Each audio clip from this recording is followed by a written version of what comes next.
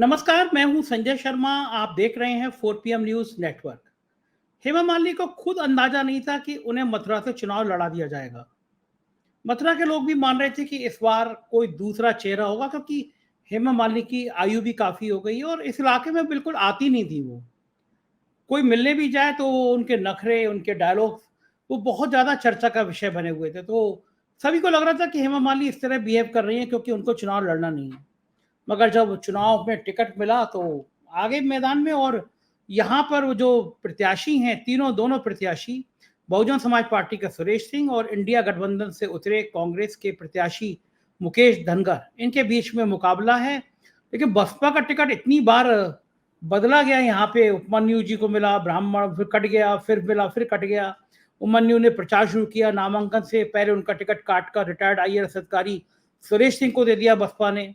सुरेश सिंह ने प्रचार शुरू किया था कि बसपा ने गोवर्धन सिंह को जिलाध्यक्ष पद से हटा दिया और उनकी जगह सत्यप्रकाश कदम को जिलाध्यक्ष बना दिया। चुनाव के दौरान आहत उपमन्यु ने बसपा से अपना रिजाइन कर दिया, बसपा पार्टी छोड़ दी। ब्राह्मणों को काफी अच्छा प्रभाव है उपमन्यु का, लेकिन उन्होंने छोड़ दी। बीजेपी का भी यही हाल है। वहां पे हेमा मालिनी जो है अपनी ही पार्टी के लोगों से बहुत जूझ रही हैं। यहाँ पे जब विभीषण कह रहे हैं कि बीजेपी के विभीषण बहुत पैदा हो गए हैं। यहाँ पे कई बार ऐसा हुआ था कि विधानसभा चुनाव में भी अंदर खाने से कांग्रेस को सपोर्ट करके भाजपा के देवेंद्र शर्मा को पार्टी के लोगों ने पराजित कर दिया था। उस समय उनके कई कार्यकर्ताओं की पिटाई उटाई भी हो गई थी इस काम के लिए, बीजेपी के नेताओं की। और बहुत ज्यादा भाजपा के अंदर इस बात को लेकर तिफरका बचा हुआ था कि क्या होगा। और लेकिन सबसे बड़ी समस्या ये आरएलडी की है। आरएलडी यहाँ पे सामंजस्य नहीं बिठा पा रही। अमित शाह के कार्यक्रम में आरएलडी के प्रदेश उपाध्यक्ष नरेंद्र सिंह की अपेक्षा ही मंच पर बुलाया नहीं गया। वो बताया था कि पार्टी में ठाकुर वर्ग है, उसने ये किया। उन्होंने अपना वीडियो भी जारी किया इस तरह के लिए कि, और नरेंद्र सिंह 2019 में हेमा मालिनी के खिलाफ आरएलडी से चुनाव लड़े थे। 3.5 लाख से अधिक वोट मिले थे उनको। ठाकुर होने के नाते उनका प्रभाव भी अच्छा है, पर भाजपा के जो स्थानीय छत्रप है उन्होंने उनका उपयोग नहीं किया और बहुत ज्यादा परेशानी करी। कांग्रेस की हालत भी बहुत कोई ठीक नहीं है। मैदान में आ तो गए हैं, लेकिन परेशानियां तो मथुरा बहुत मजेदार हालात हैं मथुरा के। तो क्या होगा मथुरा के विषय पर जो बातचीत करेंगे आज हम। मेरे साथ खास मेहमान हैं, राशिद जहीर जी हैं।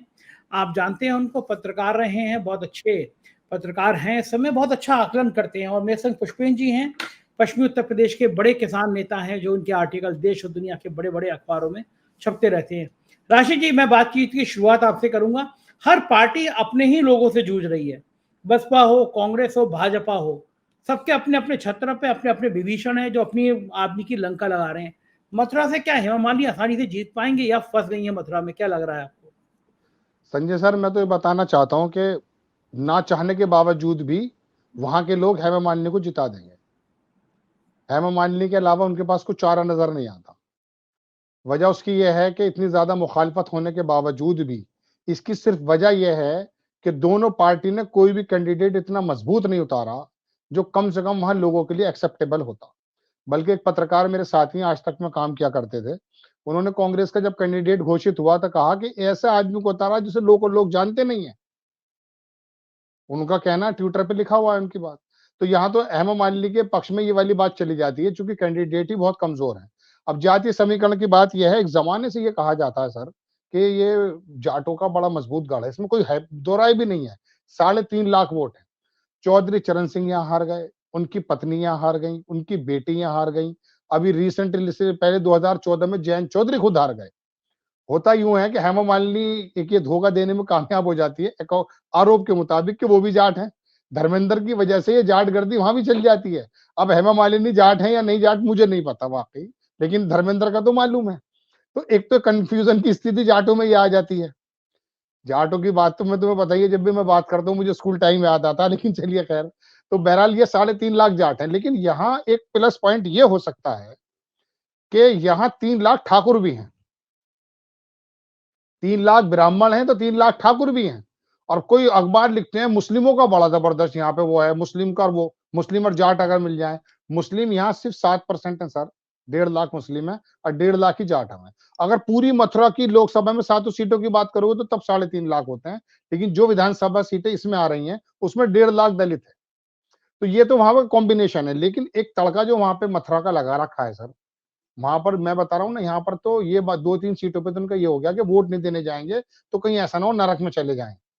अब उन्होंने कह भी दिया था, वहां के जो मध्य प्रदेश के चीफ मिनिस्टर थे, कह रहे ये जो है ना, अब अगली बार जो है मथुरा से शुरू करो। अयोध्या का तो हो गया क्लियर, अब की लड़ाई हमारी मथुरा को लेके है। अब जब मध्य प्रदेश का यादव चीफ मिनिस्टर कह रहा कि अब की लड़ाई मथुरा को लेकर है, तो बताइए, जैसे जाट जो है बेचारे, वो तो बहुत ही भोले लोग होते हैं, इतने भोले होते हैं कि आपको अंदाजा नहीं कर सकते। चौधरी साहब बैठे हैं, मैं उनके सामने क्या बताऊं। तो वो बेचारे असमंजस की स्थिति में है, वरना वो।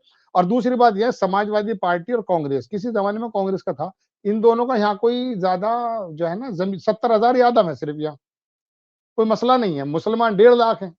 तो यहाँ बसपा तो कैंडिडेट जो है ब्राह्मण अगर उतार देती, हालांकि जो एक बार पाठक जी लड़े थे कोई कांग्रेस के, मैं नाम जहन से निकल रहा है, वो 50-60 हजार में सिमट गए थे, क्योंकि यहाँ तो धर्म के आधार पे वोट दे दिया जाता है। तो वो अगर बसपा कोई पंडित यहाँ पर, मेरे ख्याल से, मुझे जाति का पता नहीं है सुरेश जी की क्या जाति है, वो शायद फैक्टर कुछ काम कर सकता था, लेकिन पंडित भी पहले वोट जो है कमल के फूल को देंगे। तो यहाँ तो वो बिला वजह आ रही है, 5 साल में एक बार हेमा मालिनी खेतों में आके फोटो खिंचवाती हैं, वो ना भी आए तब भी जीत जाएंगी, वो ऐसा कोई मसला नहीं है। मथुरा की सीट तो सर आप भारतीय जनता पार्टी के पाले में मान के चले। बात तो सही है। मैं अपने दर्शकों को एक बात और बता दूं, आजकल प्रधानमंत्री जी मुसलमान मुसलमान मुसलमान बहुत कर रहे हैं। पहले चरण के बाद जो कम परसेंटेज हुआ और जो संकेत आया उसके बाद तो डर गए हैं, तो वो चुनाव को हिंदू बनाम मुसलमान ले आने पे लगे हुए हैं, मुसलमान मुसलमान कर रहे हैं। उनके कुछ नेता लव जिहाद पे भी आज मैंने देखा चर्चा कर रहे थे, लव जिहाद हो जाएगा, ये हो जाएगा। मैं एक किस्सा सुनाता हूँ आपको, बहुत पहले की बात है, बहुत पहले, मतलब अब तो मॉडर्न जमाना आ गया, तब भी लव मैरिज वैरिज हो जाती थी। मुंबई में एक अभिनेता था बड़ा शानदार, उसका एक लड़की से प्यार हो गया। अब जो अभिनेता थे वो शादीशुदा थे, अब हिंदू थे, शादीशुदा थे, तो शादी कैसे करो उस अभिनेत्री से, लड़की भी हिंदू थी। तो उस अभिनेता ने कहा कि एक काम करते हैं, मुसलमान हो जाते हैं, मुसलमान होकर शादी हो सकती है। तो वो जो अभिनेता, जो 2 बच्चों के पिता थे, 2 बेटियों के पिता थे, उन्होंने अपना धर्म बदला, उनके 2 बेटे थे अभिनेता के, और अभिनेत्री ने भी अपना धर्म बदला, दोनों मुसलमान हो गए और फिर शादी हो गई। अब मैं ये पहले तो मैं बता दूं, उसके पहले मैं प्रधानमंत्री जी से पूछना चाहता हूँ, ये लव जिहाद में आएगा या नहीं आएगा कि एक हिंदू है, शादीशुदा है, अब उसे एक शादीशुदा होकर एक दूसरी हिंदू लड़की से शादी करनी है, तो उन्होंने सोचा मुसलमान हो जाए।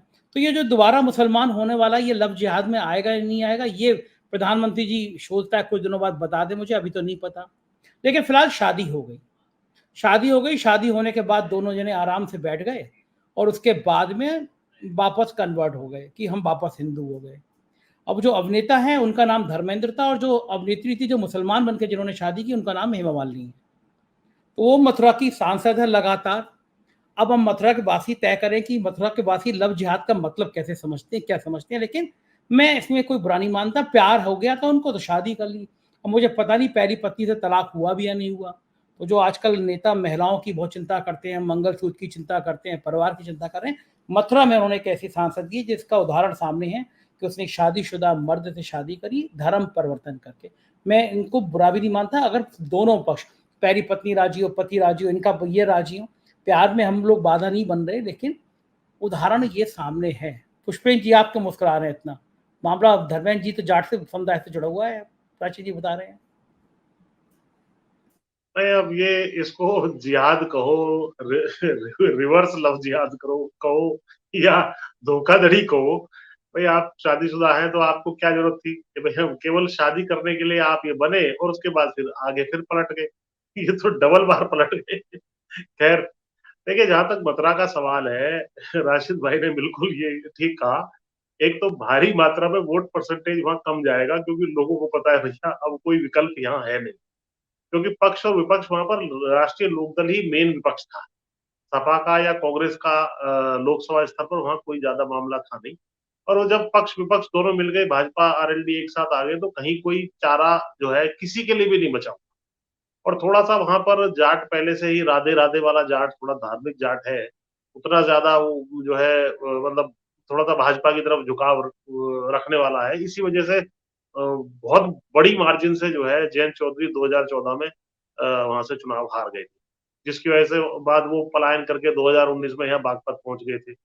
तो उनकी मतलब वहां तो ये है कि भाई अब पसंद तो नहीं है। हेमा मालिनी का सिस्टम जो है सीधा सीधा केवल ये है कि वो उसको लगता है कि मैं कहीं से जो है स्वर्ग से उतरी हुई अप्सरा की तरह आती हूँ। एक दिन वो खेतों में जाती हैं और वो उसको गेहूं की फसल काटने का एक नाटक सा कर रही है, 2 बार से कर रही है, वो फोटो छप जाता है।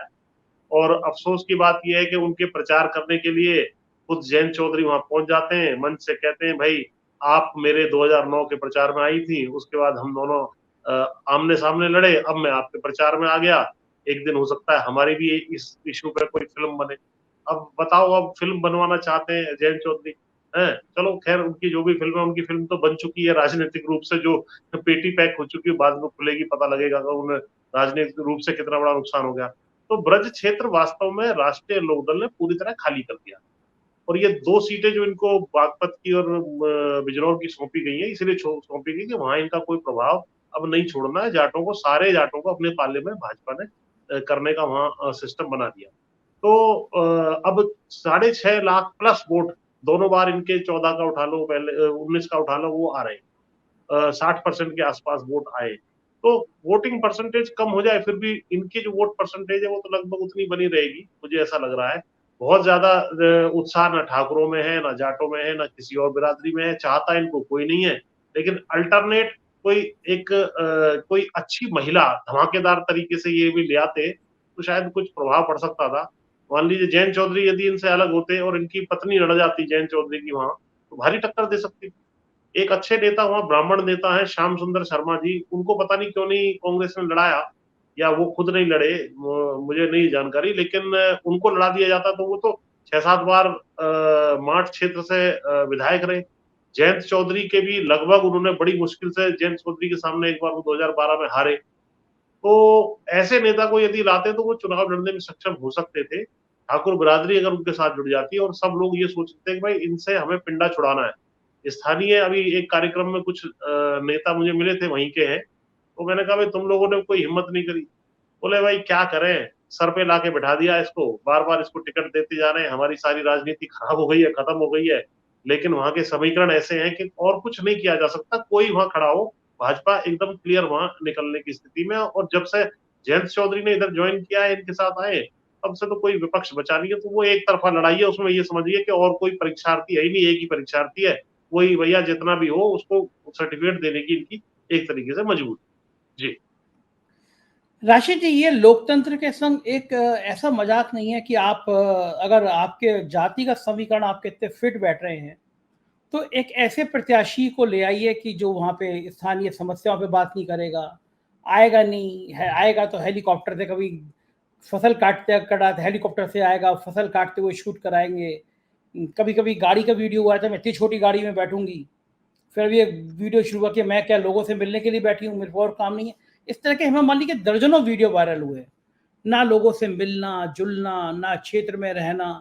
लेकिन बावजूद भी बीजेपी को लगता है कि हम तो किसी को दे देंगे, समाजवादी पार्टी का या जाति का आधार नहीं है, बसपा का आधार नहीं है, तो हम जिसको दे देंगे जीत जाएगा, भले जीत जाए बीजेपी का। लेकिन ये यहाँ के मतदाताओं के संग ये बहुत खिलवाड़ नहीं। अरे भाई जीत जाएगा तो एक स्थानीय आदमी को करो। श्रीकांत शर्मा इतना बढ़िया नौजवान नेता था, दिल्ली दरबार का करीबी था, प्रदेश में बढ़िया ऊर्जा मंत्री रहा था वो आदमी।